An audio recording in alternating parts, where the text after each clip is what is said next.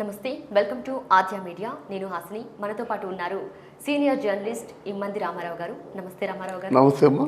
రామారావు గారు, మనం చూసుకుంటే మెగా ఫ్యామిలీలో ప్రతి ఒక్కళ్ళు కూడా స్టార్సే. ఏ హీరో వచ్చినా సరే మెగా కాంపౌండ్ నుంచి అందరూ హిట్ కొడుతూ ఉంటారు. సో రీసెంట్గా వరుణ్ తేజ్ ఎంగేజ్మెంట్ అయింది.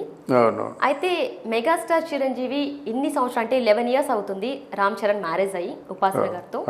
సో ఇన్నాళ్ళ నుంచి లేని ఫస్ట్ టైం ట్విట్టర్లో హ్యాపీ మ్యారీడ్ లైఫ్ అని చెప్పి ఒక పోస్టర్ పెట్టడం జరిగింది. సో దానికి గల కారణాలు ఏంటంటారంటే ఆయన వారసులు రాబోతున్నారు అని ఆనందంతో పెట్టారంటారా, లేకపోతే ఆయన ఇప్పుడు ట్విట్టర్లో అప్డేట్ అయి పెట్టారంటారా? అంటే అదేం కాదు కానీ ఇప్పుడు రామ్ చరణ్ అంటే అటు సురేఖమ్మకి కానీ చిరంజీవి గారికి కానీ మంచి ప్రేమ వాళ్ళు బతుకుతుంది బాబు కోసమే కదా. జనరల్గా ఆడపిల్లలు ఉంటారు, ఆడపిల్లల కోసం బతకటం లేదంటే అది వేరేకి వచ్చాను. కానీ జనరల్గా వంశాన్ని నిలబెట్టేవాడు నెక్స్ట్ కొన్నిజల వంశానికి వారసుడు రామ్ చరణే కదా. అందువల్ల ప్రాణప్రదంగా ఉంటారు. ఇక్కడ రామ్ చరణ్ జీవితంలో ఆల్మోస్ట్ ఈ సంవత్సరంలో అన్నీ ఎక్కడ అమెరికా, ఎక్కడ అట్లాంటా, లాస్ ఏంజల్స్, ఎక్కడ అమెరికన్ టీవీ, ఎక్కడ అమెరికన్ రేడియో, ఎక్కడ అమెరికన్లో పెద్ద వాళ్ళు అందరూ వచ్చి ఇంటర్వ్యూలు తీసుకోవడం, అట్లాంటి వైభవాన్ని చూడడం ఏ తండ్రికైనా చాలా గొప్ప అనుభూతి. జనరల్గా మనం పిల్లలు కన్నట్టయితే ఆ పిల్లలు మన కళ్ళ ముందు ఉంటే వస్తాడు, భోజనం చేస్తాడు, వెళ్తాడు, 190 మార్కులు వస్తాయి, ఆనందంగా ఉంటుంది. అది కాదు, ఖండాంతరాలు దాటి అక్కడ పేరు తెచ్చుకోవడం ఎవరికైనా తల్లికైనా తండ్రికైనా ఆనందం. అది అంత మంచి ఆనందం ఇంకోటి రాదు. అదొక కారణం. అంటే 11 ఏళ్ళగా లేని ఇప్పుడే చేశారంటే అదొక చెప్తే ఆనందం. రెండు, చిరంజీవి గారు ఆల్మోస్ట్ 154 సినిమాలు చేసిన రాని కీర్తి తన కొడుకు 30 సినిమాలు దాటకముందే అక్కడ ఆస్కార్లో ఆయనకి ఒక గుర్తింపు రావడం, ఆస్కార్ అవార్డు తీసుకోవడం, ఇదంతా కూడా చాలా అంటే లైఫ్ టైము అంటే మెమరీస్ ఇవన్నీ. రెండోది, తర్వాత ఇక్కడికి ఇండియా రాగానే ఆయనకి అందించిన స్లోగన్ కూడా చాలా మంచి వెల్కమ్ కూడా, గ్రాండ్ రెడ్ కార్పెట్ వెల్కమ్ చెప్పారు రామ్ చరణ్కి. తర్వాత రామ్ చరణ్కి ఆయన తాలూకు ఇమేజ్ మారిపోయింది కదా. ఎక్కడ 45 కోట్ల రామ్ చరణ్, ఎక్కడ 75 కోట్ల రామ్ చరణ్. అంటే 70 నుంచి 75 కోట్లకి ఉన్నాడు. మరి చిరంజీవి 8 లక్షల్లో ఉండిపోయాడు. మాకు తెలిసి ఖైదీ సినిమా చేసినప్పుడు 2 లక్షలు ఇవ్వడం చాలా కష్టం ఆ రోజుల్లో. ఎన్టీ రామారావు గారికి 3 లక్షలు ఇచ్చేవారు. అలాంటిది ఎక్కడ 75 కోట్లు. ఇది ఆనందం కాదు. తర్వాత ఇప్పుడు ఏమైపోయిందంటే ప్రపంచవ్యాప్తంగా రామ్ చరణ్ చాలా మంచి పేరు తెచ్చుకున్నారు.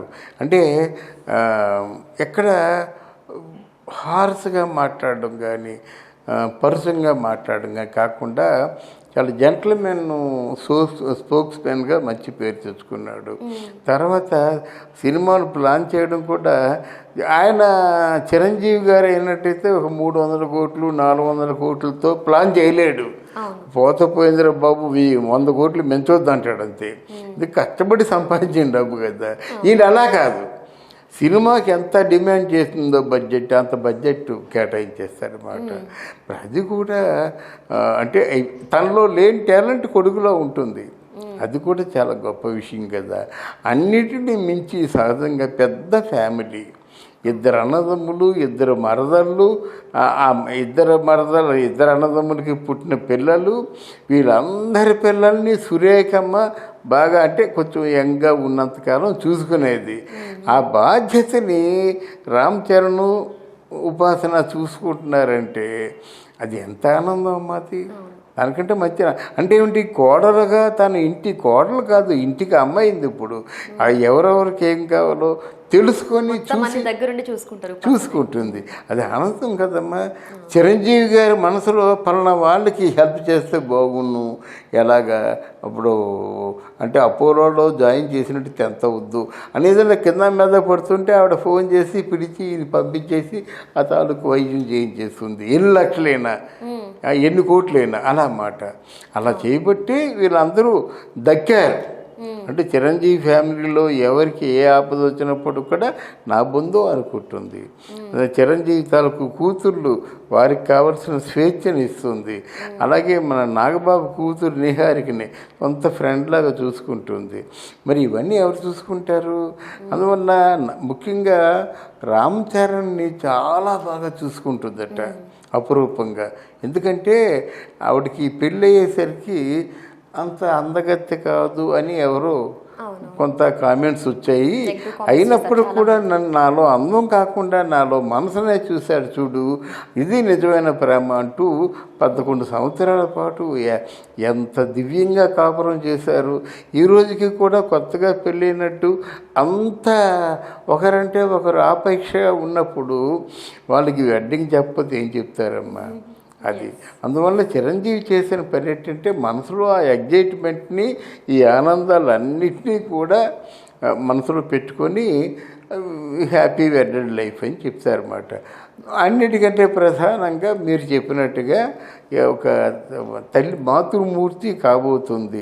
చక్కగా హాయిగా ఏమనుకున్నానంటే ఇన్ని సంవత్సరాలుగా విష్ చేయడానికి ప్రాబ్లం ఏంటి అంటే ఆయన మనస్తాపంతో ఉన్నాడేమో, ఒకవేళ అంటే వారసులు రావట్లేదని మనస్తాపంతో ఉన్నాడేమో, ఇప్పుడు ఆనందాన్ని ఇలా వ్యక్తం చేశారేమో అని అనుకున్నాను. అంటే మనస్తాపంతో ఉండడం కాదు, వాళ్ళు కావాలనుకున్న మెగా ఫ్యామిలీలో రామ్ చరణ్ మెయిన్. అక్కడ రామ్ చరణ్ కి 10 ఏళ్ళగా పిల్లలు లేరు, లేదమ్మా వాళ్ళు అవమానాలు కూడా ఎదుర్కొన్నారు. లేదమ్మా వాళ్ళు కావాలనుకునే కొంచెం గ్యాప్ ఇచ్చారన్నమాట.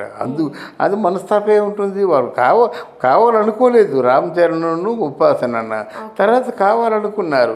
బట్ ఇవన్నీ అనుకోకుండా వచ్చినాయి కదా.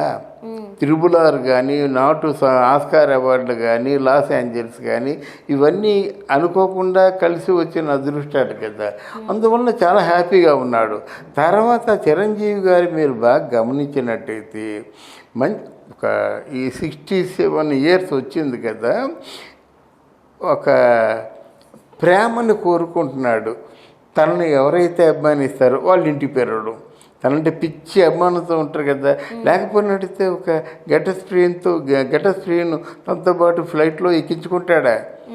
తర్వాత ఇంకా సుడిగాడు సుధీర్ రామయ్య అని ఆయన హీరో అంటాడా?